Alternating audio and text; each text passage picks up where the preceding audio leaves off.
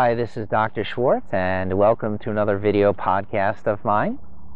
As always, please remember to talk about the content of this video with your primary care physician or other healthcare provider. Today I'm going to talk about children, adolescents, and physical activity. Now, although there are many factors that go into the behavior of your child or adolescent, I'm going to concentrate on three. One is technology and the role of technology in your child's life, stimulation, and boundaries. Now, technology surrounds all of us, good and bad. We have our Blackberries, we have our computers, email, all kinds of different things. In children and adolescents, this takes the shape of video games in this particular situation that I want to talk about. And that leads to sedentary or inactive behavior. Now, there are different kinds of video game systems, and there is the Wii Fit, and there are even newer programs and hardware that's coming out in the future that can create physical activity and sports and things like that. But right now, most children focus on two things: brain activity with stimulation from the screen, and lots of motor control in their fingers with those types of games. Again, these types of sedentary programs or games, you can get increase in weight, and there definitely is a rise in obese and overweight children and adolescents in the United States. This can cause heart problems. There's also a very sharp increase in diabetes in children and adolescents in the United States. Also, joints, muscles, all kinds of things are affected negatively, unfortunately, in sedentary or inactive behavior. Not to mention the social, cognitive, and emotional problems in development in the brain because of this isolative, sedentary, focused type of behavior. The second factor I talked about was stimulation. What comes into the brain? You got five senses. You got taste, touch, smell, tactile, which is touch, same thing. This is processed in the brain, and then you have a physical movement component to this.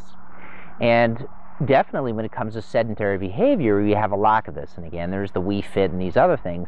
And they can satisfy some of the stimulation, but you also have to worry about physics. You're not hitting a real ball when you have a racket, and sometimes you can get joint problems because you are doing activities that require actually hitting a ball, strengthening the muscles, getting out and actually running. They try to simulate these things in the best way they can with the system, but it doesn't quite fit. Basics: sun, air, the physics of actually hitting a ball, running, the muscles and how they work as your children do outside activities. Even just getting out and walking around is different than being secluded inside a room where they are getting completely absorbed into a game, not a Wii Fit game, and just sitting there with using their thumbs and their brain stimulation.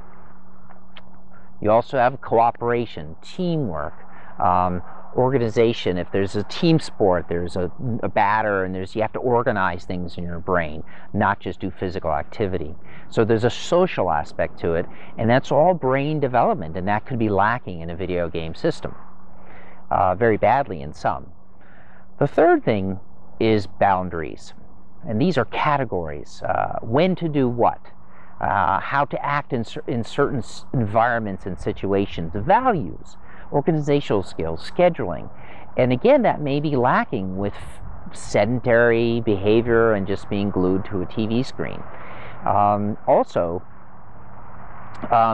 this technology can get out of control. Then boundaries where not only is the child sitting at a computer screen or a TV screen, but I was in a restaurant the other day where you have a family sitting down, and all the children have their own portable gaming system, or maybe they were even texting, and they're stuck just like this, isolative. There's no communication going on whatsoever. And again, technology has a problem with boundaries. So as a parent, You can create boundaries, which of course most children would disagree and say, I don't want boundaries, and they enjoy just running amok. But they need that for stimulation and organization within the brain. And with better organizational skills, with better boundaries, you get better listening. They can follow instructions better, interacting with others, parenting, and those kinds of aspects where they listen better, like I mentioned a moment ago. And basically, those are the three things I just wanted to talk about briefly today.